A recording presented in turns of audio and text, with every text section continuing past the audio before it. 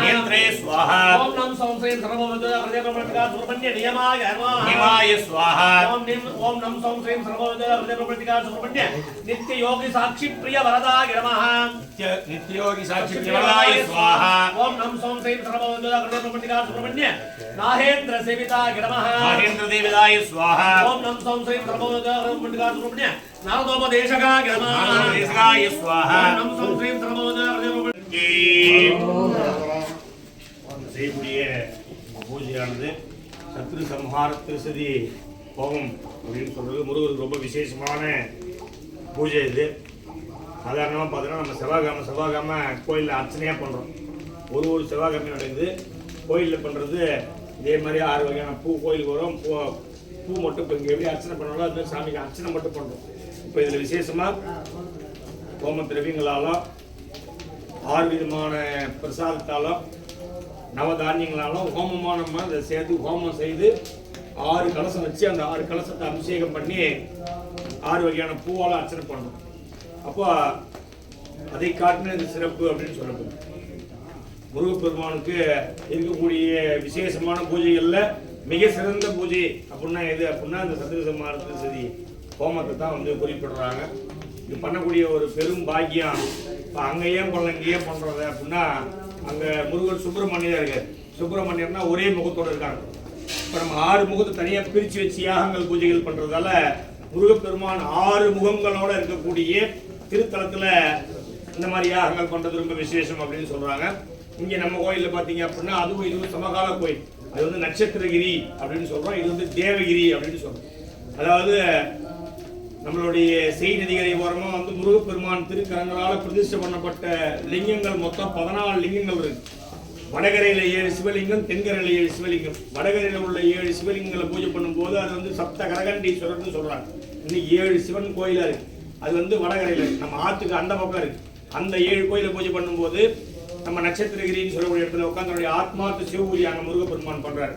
இந்த பக்கம் பார்த்தோம் அப்படின்னா தென்கரையில் 7 சிவலிங்கங்கள் சப்த கைலாயம்னு இருக்கு. இப்போ இன்னைக்கு சப்த கைலாசநாதர்னு 7 சிவன் கோயிலாக இருக்கு. இந்த 7 சிவன் கோயிலையும் பூஜை செய்யும் போது இந்த இடத்துல உட்காந்து முருகப்பெருமான் தவம் புரிகிறார்.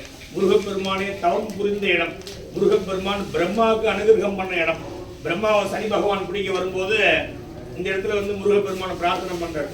அதாவது பிரம்மகுமாரர்கள் சாப விமோசனம் அடையும் போது இங்கே உட்காந்து தேவர்கள் எல்லாரும் உட்காந்து இந்த இடத்துல முருகப்பெருமான் நோக்கி தவம் பண்றாங்க. கண்ணை திறந்து பார்க்கும்போது முருகப்பெருமான் இப்போ நம்மளே நம்ம கண்ணை திறந்து பார்க்கும்போது நம்ம சுற்றம நட்பு எல்லாரும் நம்ம எதிரில் இருந்தால் நம்ம எப்படி சந்தோஷப்படுவோம். அந்த மாதிரி முருகப்பெருமான் தவத்தில் இருக்காரு. தவத்தில் இருந்து கண் விழித்து பார்க்கும்போது எல்லா தேவர்களும் இந்த இடத்துல வந்து உட்காந்து தவம் செய்ததால் தான் இந்த இடத்துக்கு தேவகிரி அப்படின்னு பேர். இந்த இடத்துடைய ஆதி புராண பெயர் பார்த்தீங்கன்னா தேவகிரி. அதுக்கப்புறம் தேவகிரி மலையின் மாறி, அப்புறம் தேவதானப்பட்டின் மாறி, அப்புறம் தேவனாம்பட்டின் மருவி மாறி தேவனாம்பட்டின்னு இருக்குது. ஆனால் இதோடைய புராண பெயர் வந்து தேவகிரி அப்படின்னு பேர். தேவர்கள்லாம் உட்காந்து தவம் செய்ததால தேவகிரி அப்படின்னு பேர். அப்போ இந்த தேவகிரியில முருகப்பெருமான் கண்ணை திறந்து பார்க்கும்போது எல்லா தேவர்களும் உட்காந்து தவ முருகன் நோக்கி தவம் பண்றது பார்த்தோன்னே சந்தோஷப்பட்டு உங்களுக்கு என்ன வர வேணும்னு கேட்கிறார். அப்போ முருகப்பெருமான் சொல்றார், உங்களுக்கு எந்த பிரச்சனையா இருந்தாலும் அங்கே நான் பார்த்துக்கிறேன். பிரம்மா வந்து கேட்கிறார் முருகனை, இன்னைக்கு எங்களுக்கு ஒரு பிரச்சனை காப்பாற்றிட்டீங்க, இதுக்கப்புறம் எங்களுக்கு பிரச்சனை வருமே எங்களை யாரு காப்பாற்றுவா? நீங்கள் தான் எங்களுக்கு சேனாபதியாக இருந்து எங்களுக்கு எப்போ எந்த பிரச்சனை இருந்தாலும் நீங்கள் காப்பாற்றணும்னு சொல்லும்போது இந்த திருத்தலத்தை தான் சொல்றார் முருகப்பெருமான் பிரம்மாட்ட, உங்களுக்கு எந்த பிரச்சனை இருந்தாலும் நான் சரி பண்ணுறேன். அப்போ இதை ஞாபகம் வச்சுட்டு பிரம்மா சனி பகவானை வந்து பிரம்மாவை சனி பகவான் பிடிக்க வரும்போது இதை ஞாபகம் வச்சுட்டு திருப்பி இந்த திருத்தலத்துக்கு வரார். வந்து முருகப்பெருமான் சொல்றாரு, என்ன காப்பாற்றுறேன்னு சொன்னேன், சனி பிடிக்க வராரு என்ன அப்படின்னு சொல்லும்போது, சரி உட்கார், அமைதியா உட்கார், பதட்டப்படாத. முருகப்பெருமான் என்ன சொல்றாரு, அமைதியா உட்கார், உட்காந்து நீ தியானம் பண்ணு அப்படின்னு சொல்றாரு. பிரம்மா வந்து இந்த இடத்துல உட்காந்து தபஸ் பண்றாரு. அப்படி தபஸ் பண்ணும்போது அந்த குறிப்பிட்ட நாழிகை பொழுது வரைக்கும் அங்கே பிரம்ம தீர்த்தம் குளம் இருக்கு. அந்த பிரம்ம தீர்த்தத்தில் வந்து அங்கேயே சனி பகவான் நிற்கிறார். பிரம்மா வெளியே வந்தா பிடிக்கலாம். அந்த குறிப்பிட்ட நேரம் வந்து இங்கே இடத்துல உள்ள முருகப்பெருமான் இருந்ததால பிடிக்காமே போயிடுறாரு. பிரம்மாவை பிடிக்காம போறார். பிடிக்காம போறாருன்னா என்ன சொல்றாருன்னா, சனி பகவான் நீ அங்க போய் உட்கார்ந்து இல்லையா, அந்த உட்கார்ந்த குறிப்பிட்ட நாளிலேயே அந்த நேரத்தை வந்து நான் பிடித்ததா கணக்கு வச்சுக்கிறேன். பிரம்மா பிடிக்கணும், ஆனா இங்க முருகப்பெருமான் இருந்ததால முருகப்பெருமான் இருந்த நேரத்தை வந்து நான் பிடிச்சதா கணக்கு வச்சுக்கிறேன், ஆனா பிடிக்கல. இங்க பிரம்மாவுக்கோ சனி பகவானுக்கோ விசேஷமானா கிடையாது. பிரம்மாவுக்கும் சனி பகவானுக்கும் அருளிய முருகப்பெருமான் தான் அங்கே சிறப்பு. நிறைய ஜோசியர் என்ன பண்ணிடுறாங்க, சனி பகவானை போய் பாருங்க, சனி பகவானுக்கு சிறப்பு, பிரம்மாவுக்கு சிறப்புன்னு சொல்லி அனுப்பிச்சிடுறாங்க. இங்க சனி பகவானும் பிரம்மாவும் முருகப்பெருமான் வழிபடுறாங்க. அப்ப யார் பெரியாள்? முருகப்பெருமான் தான் பெரியாள். முருகப்பெருமான் தான் சிறப்பு. கலியுகத்துல நமக்கு என்னெல்லாம் தேவையோ எல்லாத்தையும் எந்த தெய்வம் கொடுக்கும் அப்படின்னா முருகப்பெருமான் தான் கொடுக்குறார். கருணை கடலே கந்தா போற்றி அப்படின்னு சொல்றோம் இல்லையா? அதாவது முருகப்பெருமானுடைய மனம் கடல் அளவு பெரிதுன்னு சொல்றாங்க.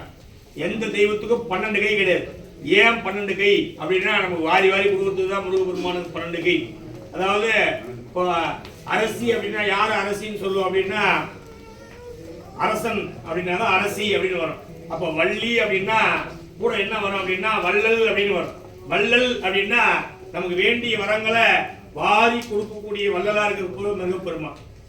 அதாவது எனக்கு இதுதான் அதுதான் கிடையாது. ஒவ்வொரு தெய்வத்தை கும்பிட்டா இது கிடைக்குது, இன்னொரு தெய்வத்தை கும்பிட்டா அது கிடைக்குதுன்னு சொல்றாங்க இல்லையா? முருகப்பெருமானுக்கு அப்படி ஒன்று கிடையாது. நமக்கு என்னெல்லாம் வேணுமோ எல்லா நலன்களையும் அருளக்கூடிய ஒரே தெய்வம் யாருன்னா முருகப்பெருமான். அப்பேற்பட்ட முருகப்பெருமானுக்கு பிரம்மா பூஜை பண்ண தலத்துல பிரம்ம முகூர்த்தத்துல இந்த பூஜையானது செய்யறது. பிரம்ம முகூர்த்தம் அப்படின்றது அதிகாலை 4லிருந்து 6 வரைக்கும் இருக்கக்கூடியது பிரம்ம முகூர்த்தம். இந்த பிரம்ம முகூர்த்தத்துல இந்த இடத்துல இந்த மாதிரி ஒரு சிறப்பான வழிபாடு செய்யக்கூடிய பெரும் பாக்கியம் நமக்கு கிடைச்சிருக்கு. அவன் அருளாலே அவன் தாள் வணங்கி இந்த ஏக நம்ம செய்யறோமா அப்படின்னா கிடையாது. நமக்கு நம்மளுடைய விதியில இந்த மாதிரி இந்த நாள்ல இந்த நேரத்துல இந்த இடத்துல உட்கார்ந்து இந்த மாதிரி ஒரு பூஜை நம்ம நடத்தணும்ன்றது நம்ம விதியில இருக்கும். அப்போ முருகப்பெருமானுடைய திருவருள் துணை இருக்கிறதாலையும் நம்மளுடைய கர்ம வினையின் பொருட்டு இந்த இடத்துக்கு வரணும், நமக்கு ஒண்ணு சரியாகணும்னு இருந்தா தான். ஏன்னா லட்சக்கணக்கான பேருக்கு அந்த முருகர் கோயில் தெரியும். லட்சக்கணக்கான பேர் சாமி பார்க்கிறாங்க. இந்த திருத்தத்துல பூர்வ ஜென்ம பந்தமோ பூர்வ ஜென்ம புண்ணியமோ இருந்தால் மட்டும்தான் இங்க முருகனை தரிசிக்க முடியும் அப்படின்னு சொல்றாங்க. ஏன்னா தேவர்கள் எல்லாம் உட்கார்ந்த இடம், தரிசித்த இடம்ன்றதால இந்த இடத்துக்கு வரணும், இங்க முருகனை தரிசிக்கணும், முருகனை பார்க்கணும், முருகனை வேண்டணும், முருகனை பிரார்த்தனை செய்யணும், முருகனை நம்ம இங்க பூஜை செய்யணும் அப்படின்னா பூர்வ ஜென்ம பந்தம் இருக்கணும். பூர்வ ஜென்ம பந்தம்னா இங்க பிறந்தோ, இங்க வளர்ந்தோ, இங்க வாழ்ந்தோ, இல்லை இங்க வழிபாடுகள் செய்தோ, இங்க ஏதோ தொண்டுகள் செய்தோ, அந்த மாதிரி நமக்கு பூர்வ ஜென்ம பந்தம் இருக்கணும். இல்ல பூர்வ ஜென்மத்தில் பண்ண புண்ணியம், பூர்வ ஜென்மத்தில் நம்ம ஏதோ செய்திருப்போம், அன்னதானம் பண்ணிருப்போம், மற்றது ஏதோ ஒரு சிறப்பான ஒரு செயலை நம்ம செய்திருப்போம். அப்படி செய்ததின் பொருட்டு அதனுடைய பலனாக இந்த ஜென்மத்துல இந்த நமக்கு அறிந்தோ அறியாம நம்ம வரக்கூடிய அந்த இடர்கள் கஷ்டங்கள்லாம் நிவர்த்தி ஆகணும்னா முருகப்பெருமானால மட்டும்தான் அதை தீர்க்க முடியும். முருகப்பெருமானால பாக்கி மனுஷனால எந்த மனிதனாலையும் சக மனிதனுடைய கஷ்டத்தை நம்ம பொருளாதார ரீதியாவோ மற்றபடி வாழ்வியல் ரீதியாவோ இருக்கிறது சரி பண்ணலாமே தவிர ஜாதக ரீதியாவோ நம்முடைய கர்மாவுடைய சம்பந்தப்பட்ட விஷயங்களையோ ஒரு மனிதன் சரி பண்ணவே முடியாது. அது யாரும் சரி பண்ணணும்னு சொல்றான் அப்படின்னா அவன் ஏமாத்துறான்னு அர்த்தம். ஒரு மனுஷன் இன்னொருத்தன் ஜாதகத்தையோ இன்னொருத்தன் கர்மாவையோ நான் சரி பண்றேன் அப்படின்னு சொன்னா அவன் நம்மளை ஏமாத்துறான்னு அர்த்தம். ஒரு மனிதனால ஒரு மனிதனுடைய ஜாதகத்தையோ கர்மாவையோ மாற்ற முடியாது. அது யார் மாற்ற முடியும் அப்படின்னா அதாவது முருகப்பெருமான் பிரம்மா எழுதின அந்த தலையெழுத்து அழிக்கக்கூடிய வல்லமை யாருக்கு இருக்கு அப்படின்னா முருகப்பெருமானுக்கு மட்டும்தான் இருக்கு. வேற யாருக்கும் அந்த லம்பர் கிடையாது. அந்த லம்பர் யாரு கையில் வச்சிருக்காங்க அப்படின்னா வேற யாருக்கிட்டையுமே கிடையாது, மற்ற தெய்வங்கள்ட்ட கூட கிடையாது. அது முருகப்பெருமான் மட்டும்தான் இருக்குது. ஏன்னா பிரம்மாவே பிடிச்சி நம்மளால உள்ள வச்சவர்னா பிரம்மாவே சரி போய் உட்கார உள்ள உட்கார பேசாத. உனக்கு தான் பிரணவத்துக்கு பொருள் தெரியலன்னு சொல்றோம் இல்லையா? பிரணவத்துக்கு பொருள் தெரியலன்னா பிரம்மாவுக்கு தெரியாம இல்லை, அவருடைய அகந்தின் பொருட்டு அவருடைய ஆணவத்தின் பொருட்டு ஆணவத்தோடு போய் நம்ம ஒரு செயல் செய்யும் போது முருகப்பெருமான் பழிக்காது. நம்ம சரணாகதி அடைந்து போய் முருகப்பெருமான பிரார்த்தனை செய்யும் போதுதான் நீயே கதி அப்படின்னு போய் முருகப்பெருமான நம்ம அந்த பாதத்தை பிடிச்சி முருகா நீ காப்பாத்துனா முருகர் காப்பாத்துவார். நம்ம ஆணவத்தோடையோ நம்மளுடைய நான் அப்படின்ற அந்த கர்வத்தோடையும் நம்ம போய் எந்த செயல் செய்தாலும் அது பழிக்காதுன்றதுக்கு இது ஒரு சாட்சி. ஏன்னா பிரணவத்தின் பொருள் என்னன்னு கேட்கும்போது ஒரே வரியில் முடிச்சிருக்கலாம், பிரம்மா நீ தான் பிரணவத்தின் பொருள்னு சொல்லியிருந்தா வேலையை முடிஞ்சு போச்சு. அப்போ அவர் வாயில் அந்த வார்த்தை வரல. இதை விட விளக்கம் வேற எதுவுமே கிடையாது. பிரணவத்தின் பொருள் என்ன அப்படின்னா நீதான், பிரணவத்தின் பொருள் நீ அப்படின்னா வேலையை முடிஞ்சு போச்சு. ஆனா அதை சொல்லல அவர். அது சொல்லியிருந்தாருன்னா அப்ப அடக்கத்தின் அந்த அவர் வந்து அவருடைய அந்த அவர் ரியலைஸ் பண்ணி சொல்றாருன்னு அர்த்தம். அவர் சொல்லாததால பண்ண வச்சுட்டார். பண்ணலன்னா பண்ண வச்சுருவார். நம்ம வாழ்க்கையில கூட நம்ம ஏதாவது ஒரு கட்டத்தில் வந்து நமக்கு கஷ்டம் வருது அப்படின்னா வேகமாக அதிவேகமாக ஒரு வண்டி போதுன்னு வச்சுக்கோ. அதிவேகமாக போகும்போது அங்கே ஏதாவது ஆபத்துகள் இருக்கும். ஏதாவது ஒரு இடத்துல ஆபத்துகள் இருக்கும்போது என்ன பண்ணுவாங்க, 2 ஸ்பீட் பிரேக் போடுவாங்க. ஏன்னா இந்த ஸ்பீட் பிரேக்கில் நம்ம ஸ்லோ ஆகலை அப்படின்னா நமக்கு வேற எதுலையாவது வந்து ஒரு பாதிப்பு வந்துடும். கடவுள் நமக்கு கஷ்டம் கொடுக்கணுன்றது நம்ம நினைச்சிக்கிறோமே தவிர நம்ம அதீதமான நேரத்தில் ஒரு 120 போகிறோம். 120 போகும்போது அங்கே குறுக்க மாடோ இல்லை மனுஷங்களோ இல்லை குழந்தைங்களோ இல்லை வேற ஏதோ வந்து வேற வண்டிகளோ வர மாதிரி ஒரு சூழ்நிலை இருக்குது அப்படின்னா என்ன பண்ணுறாங்க, அந்த இடத்துல ஒரு ஜங்ஷனில் வந்து ஒரு சிக்னலு ஒரு ஸ்பீட் பிரேக் வைக்கிறாங்க. அந்த சிக்னல் ஸ்பீட் பிரேக் எதுக்காக, நம்ம நல்லதுக்காக தான் வைக்கிறாங்க.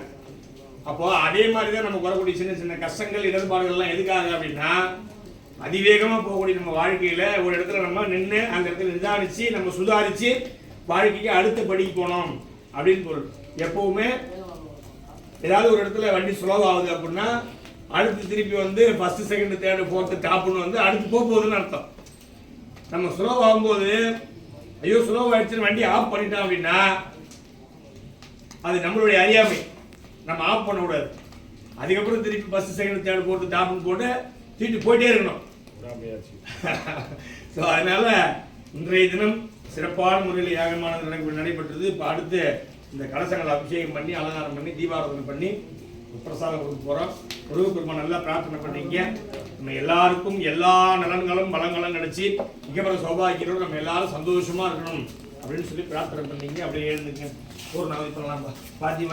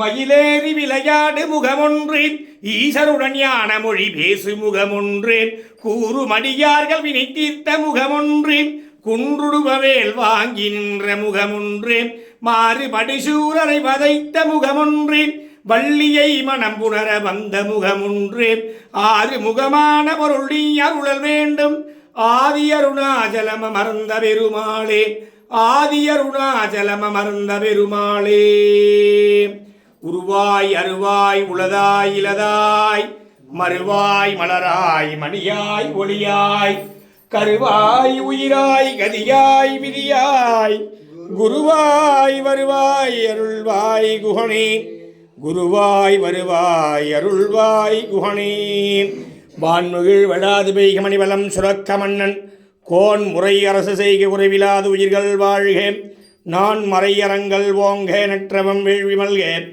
மேன்மைகொள் செய்வநீதி விளங்குக உலகம் எல்லாம் மேன்மைகொள் செய்வநீதி விளங்குக உலகம் எல்லாம் வெற்றிவேல் முருகனுக்கு ஞானவேல் குமரனுக்கு சண்முகநாதனுக்கு அரோஹரா அரோஹரா அரோஹரா